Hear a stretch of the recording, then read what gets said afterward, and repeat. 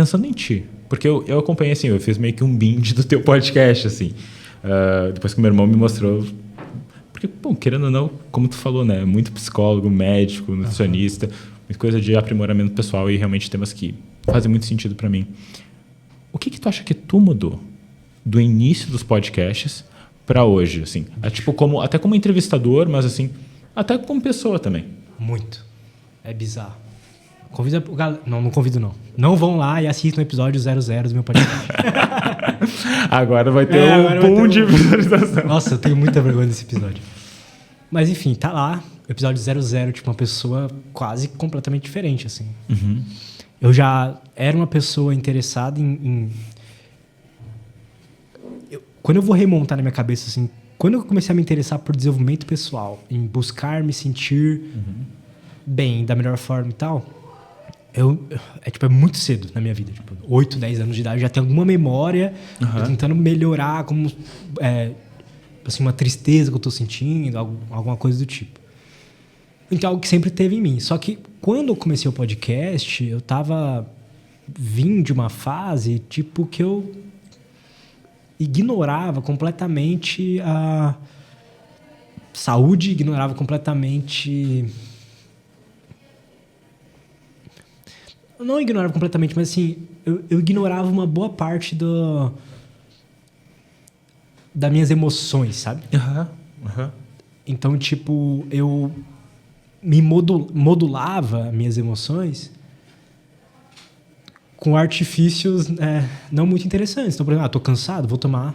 Tipo, era comum isso, dias comuns que eu tomava, tipo, 7 energéticos. Tô cansado, vou tomar aqui esse monte de coisa. O que acontece? Você fica cansado todo dia, enfim. Então... É o efeito cascata. E aí, o que acontece? Eu fiquei inflamado, fiquei semi-obeso, Então, isso já vai mudando, né? A sua estrutura de pensamento, a forma que você enxerga o mundo e tudo mais.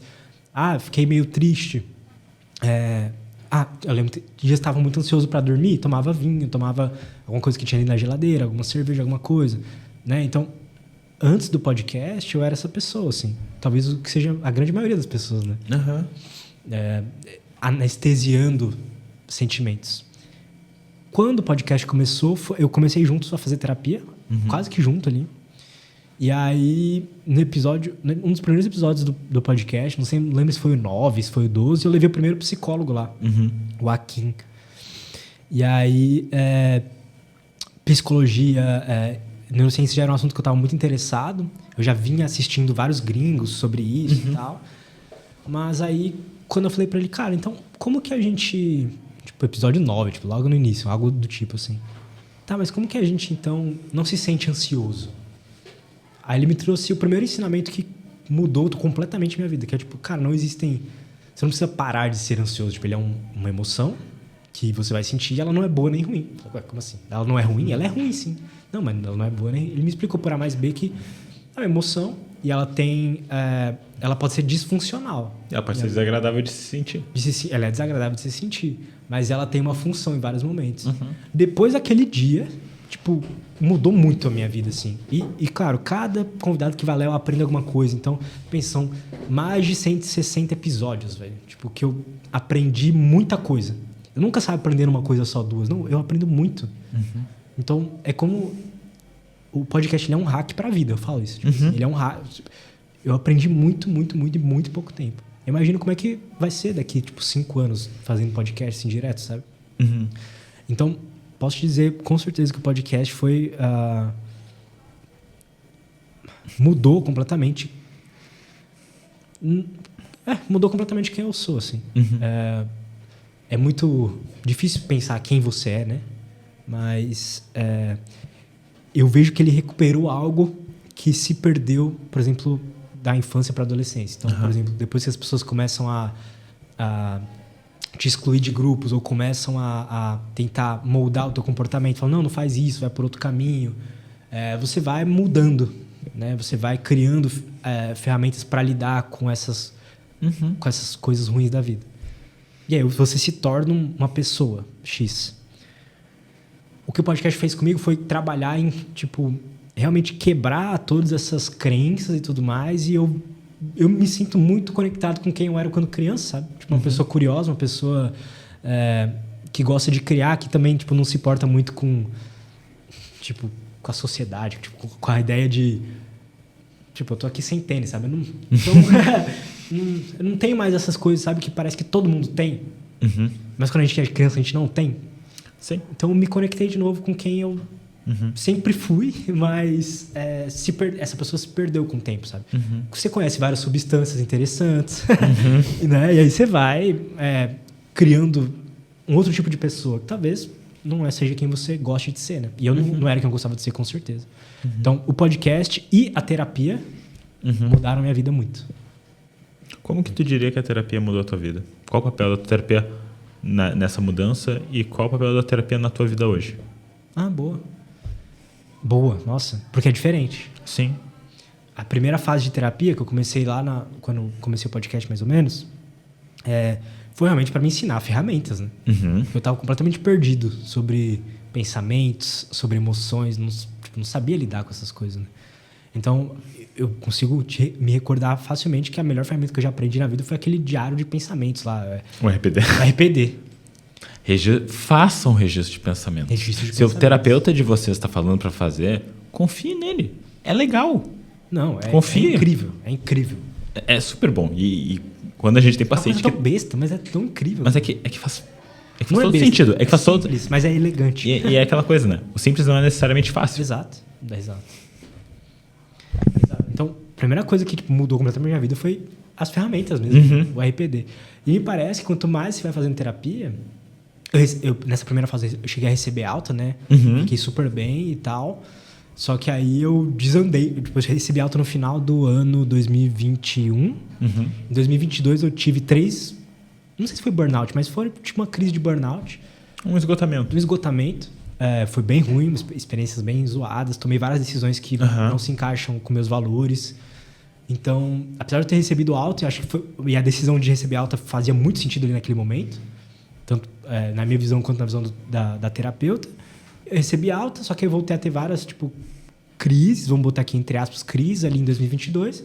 E voltei a fazer terapia agora no começo de 2023. E é muito louco. Porque agora nessa nova fase,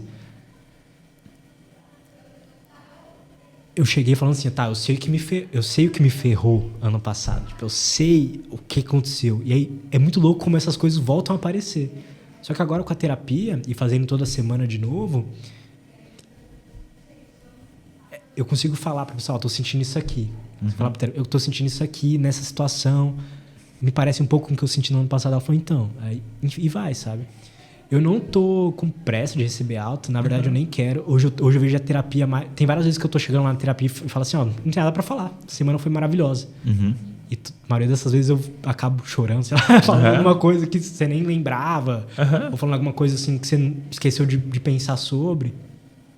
Mas hoje a terapia pra mim, diferente do que foi ali nessa primeira fase, hoje pra mim é uma forma de... É como se fosse manter uma dieta. Entende o que eu quero dizer? Sim, é uma questão de manutenção, né? Manutenção. Às vezes, tem muito pouco estudo sobre manutenção de terapia, depois de alta. Isso é uma coisa muito interessante de se pensar, até para manutenção dos ganhos. Muitas vezes tem pacientes... Eu sempre falo para meus pacientes, terapia tem início, tem meio, tem fim. O meu objetivo é te dar alta. E eu falo isso não porque eu não quero ficar contigo. Pelo contrário, porque eu quero que tu tenha a tua autonomia, tu seja o teu terapeuta e tu consiga lidar com isso. Então, não vou te prender mais do que tu precisa estar aqui. Só que o que acontece algumas vezes é uma semi-alta, que é o paciente ficar vindo mensalmente, uma vez por mês. Sim. Porque é aquela coisa de... É que nem tu... Vamos imaginar que tu deslocou o ombro numa competição de jiu-jitsu. Tu vai ter que fazer fisioterapia no primeiro momento. Tu tem que fazer. Sim. Mas depois de um tempo, tu não precisa ir lá. Mas a massagem é boa. Mas... a troca e poder fazer o movimento e trabalhar a mobilidade é boa. E te ajuda a te fortalecer. Não é que tu precisa, mas pode te fortalecer. Então eu faço essa comparação às vezes até com a fisioterapia, principalmente nesse momento de alta, às vezes quando o paciente, eu não quero ter alta. Mas, bom, então talvez a gente tenha que rever os objetivos ou até mesmo repensar o que a gente está fazendo. Sim. O terapeuta é uma pessoa que está ali para te ouvir e te ajudar. O objetivo dele é esse, sabe? E... na vida, claro que a gente tem essas pessoas na nossa vida, né? As pessoas que a gente ama sempre estão ali. Só que o terapeuta, ele entende do teu cérebro. e ele sabe o que você tá fazendo ali. Por mais... por melhor que seja a intenção das pessoas que te amam à tua volta, o terapeuta, ele é tipo um mago, sei lá. Ele é um mestre naquilo ali, em ajudar. Então é muito válido fazer. E o papel é diferente, né? É porque daí tem... Verdade. Por exemplo, vamos imaginar. Tem o fulano que é o teu melhor amigo e ele é um cara super entendido. Ele é teu melhor amigo, ele não é teu terapeuta. E tem crença sobre o que o terapeuta vai falar e que daí isso vai impactar também a forma que tu tá vendo isso. E o meu terapeuta, ele fala uma coisa, e eu já falei isso no outro podcast, mas vale a pena porque eu acho que super conversa. O terapeuta é uma somatória de 3 S's. Uma pessoa sensata, sensível e sábia. Sensível para poder se conectar, sábio para saber as técnicas e sensata para saber adequar o uso das técnicas com a emoção em qual momento. Eu acho que quando a gente consegue entender isso, eu tenho um papel assim fundamental. E quando a gente consegue virar isso com nós mesmos, putz, é transformador.